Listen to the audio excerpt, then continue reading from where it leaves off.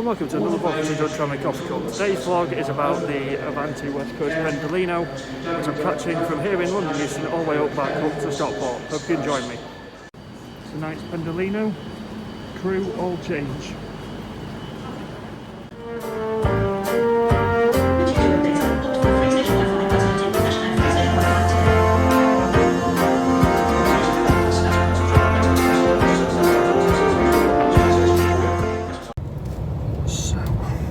Just pulled out of London Euston on time.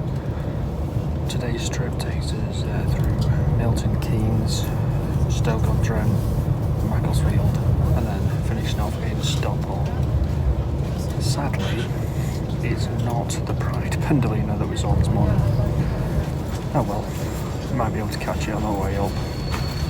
Or if it's going to do Stockport when we get back, you never know. So, yeah, let's enjoy the ride and see what this Pendolino's got to offer.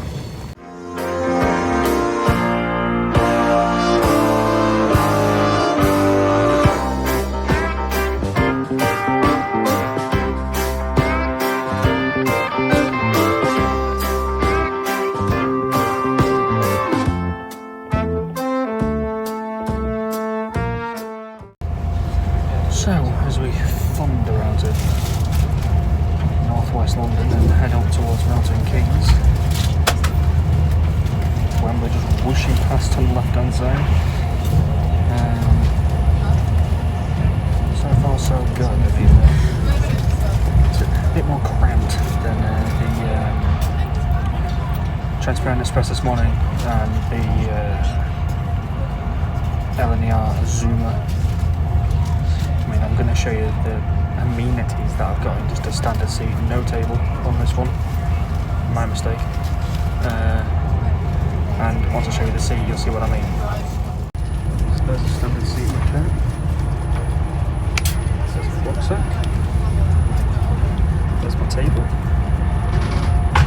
with my water and charger on, it's going to charge my phone as I'm filming this, there's my bag.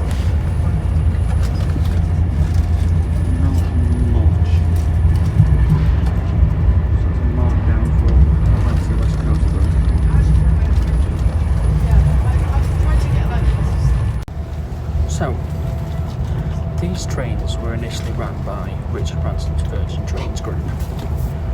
Now, in the early 2020s, Virgin lost the franchise ship to the West Coast Main Line. As a result, it was up for tender. Avanti, which is made up of a consortium of First Group and a consortium of an Italian rail company, merged, came together, created Avanti. And then they changed the colour scheme of the Pendolinos, and then they started running the services up and down West Coast Main Line into Manchester. Now, when it goes into Manchester, there's two ways it goes. It's either Milton Keynes, Crewe, Wilmslow, Stockport, Piccadilly, or Milton Keynes, Stoke, Macclesfield, Stockport, Manchester. So it's two different routes, but I think one is like 5 to 10 minutes longer than the other. So it's not really much of a difference. But the prices are just ridiculous. I mean, for the price that, the price it cost me to get from Stockport to Doncaster to London King's Cross, it's costing me to go from London Euston to Stockport. I just don't see why, because considering the legroom you get in the standard seat, it isn't really worth it, personally. So these British Rail Class 390s, otherwise Pendolinos, were built between 2001 and 2004 with a speed in mind of 140 miles an hour. However, because of the segment of the West Coast Main Line, it can only do 125 miles an hour. Same as the Zoomers that I was on earlier on today. Now, it can go quicker than this, but that's what it's stuck to.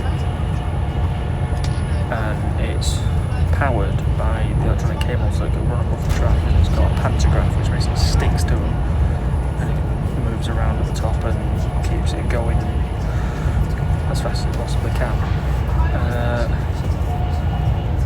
It's a very fast train. That's what it was built for. But it'll be a while yet before the British Rail network can take a train going 140 mile an hour. But I would love to see one of these go 140 mile an hour. I mean, they are amazing to look at. You know, the paint schemes on the side, both Virgin and Avantis look really, really nice. I mean, the seat's comfortable. The overall space is a bit small, but you know, it's a nice train to be on. But again, it comes back to the price. I just don't see why you're paying through the nose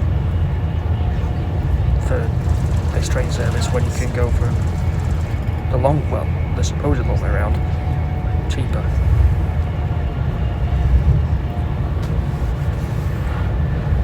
I don't know.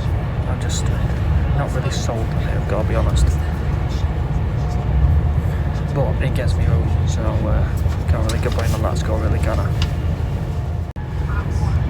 One thing about these British Rail Class 390s is they're actually maintained at the Alstrom depot just outside Manchester Piccadilly station.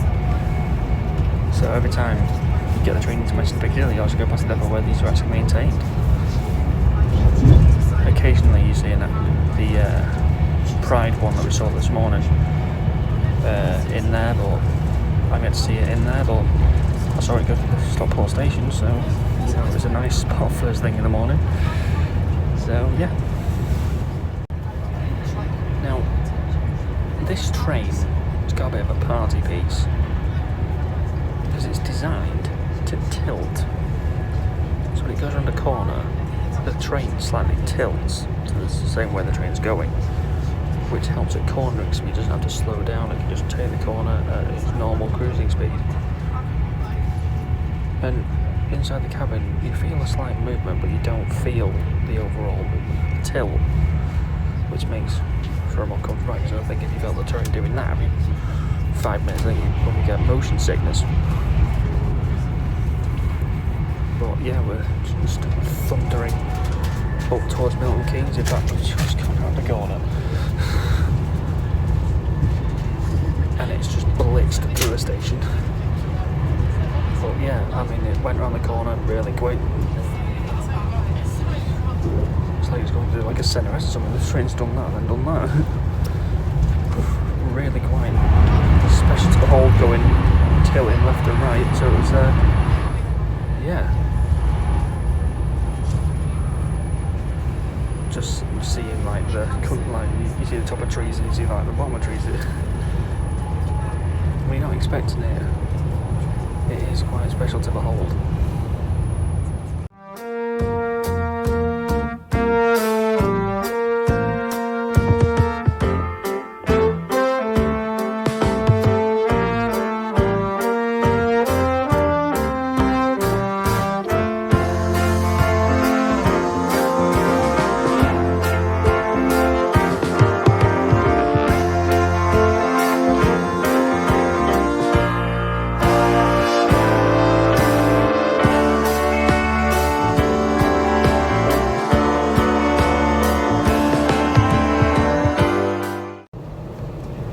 That's an on-time arrival into Milton Keynes,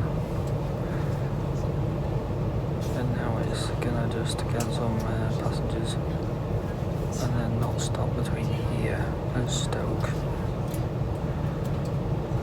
I mean, the ground is eating up between London Euston and Milton Keynes. This thing is shifting tonight. This train's making a light work of this journey. Just looks like Google Maps whereabouts we are. We're just coming to Rugby, so we're just near the Midlands. So this train's making a really good time. I think we're gonna either get in early into Stoke or on time, so we're doing pretty well. And I don't know whether it's because we're going up north, but the weather's getting better.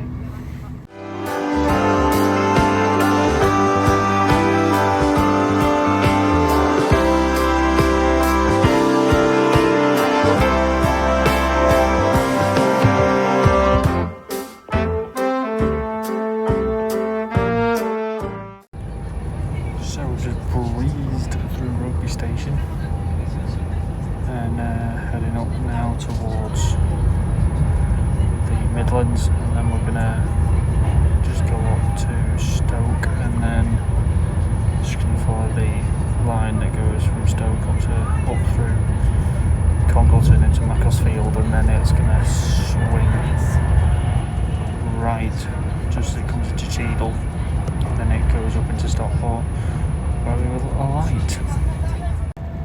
So we're just on the outskirts of Tamworth now, so this thing is really shifting. So I think we're on for an on-time arrival into Stoke. So last time I got the train back, I was a bit late getting home. I think this train driver wants his tea the way fast and the speed he's going. I have to say, compared to the Azuma and Nova, this one's, even though I know it can go as fast as them, it doesn't feel as fast. I don't know why, because I'm used to this one and the other two I've never been on before, so maybe that's the reason why. But yeah, I mean, this one can easily go 125 miles an hour. I mean, it's absolutely flying, but yeah, I think it's something I'm just used to. I'm just used to this one compared to the other two.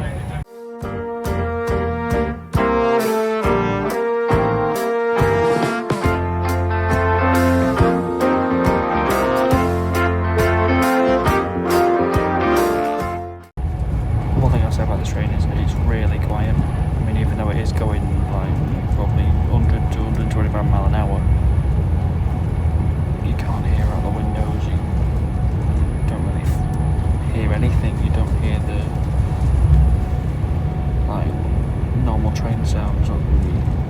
It's just going past everything really, really quickly, and the ride's really comfortable in many cases. There's the occasional jolt, but it's not, it wouldn't knock over any food or drink that you had, so yeah, I think it's a nice train to go on. But I think over the three that I've been on, between the Nova, the Azuma and the Pendolino,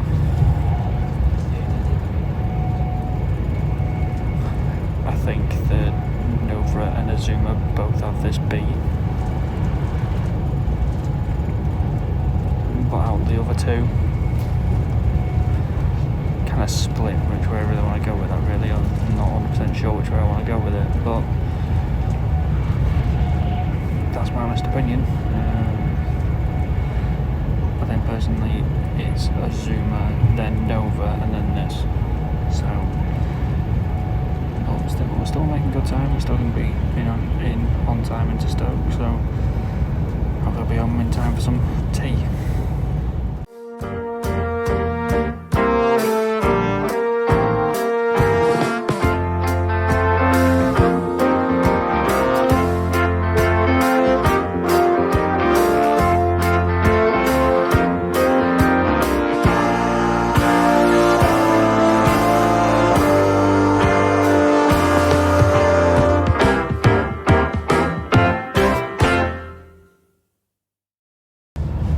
One thing this route has in abundance is some really nice scenery out the window. So what it lacks in leg room and things of that nature, it makes up for with some really nice scenery on the way up to Stoke. So we're just coming up through Stone now, so yeah, we're doing pretty well for time. Stone's just on the outskirts of Stoke-on-Trent, so we're actually not too far away, so we're doing pretty well for time, and Should be rolling into Stoke in probably the next 5 to 10 minutes.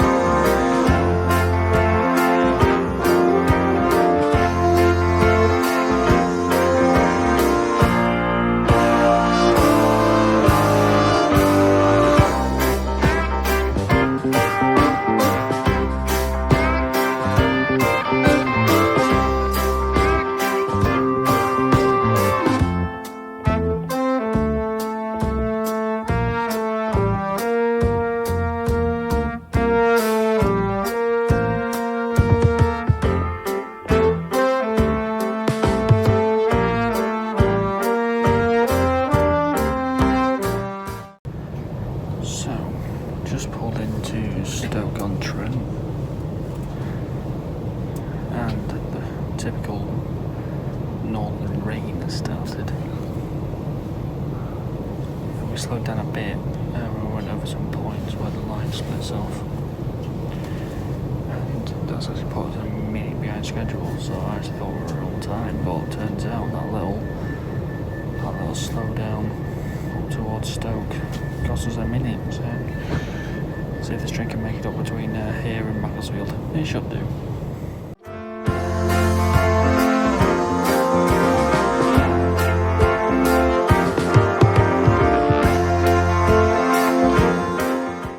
So we left Stoke 2 minutes behind schedule. So let's see what the difference is when we get to Macclesfield. Being on the Azuma this morning, we were early, but we arrived into King's Cross exactly on time, so probably still can make it on time, but see what happens.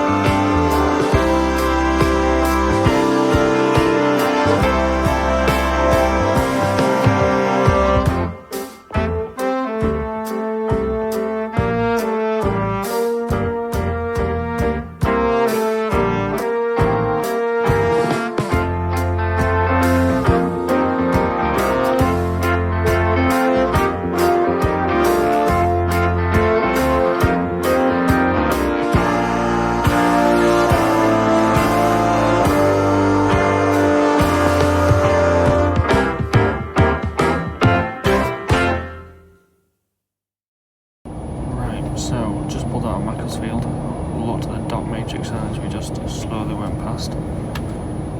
We're 1 minute behind schedule, so it hasn't caught by a minute, so I think we might be slightly late into Stockport, but we'll see what happens when we get there.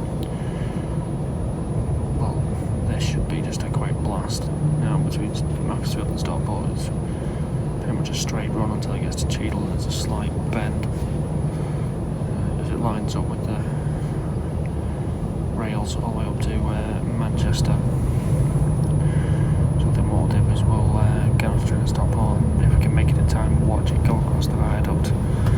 I think that'll be a nice way to close out today's vlog. And here we go. The Avanti West Coast, about to go over Stockport viaduct. That's in the old line.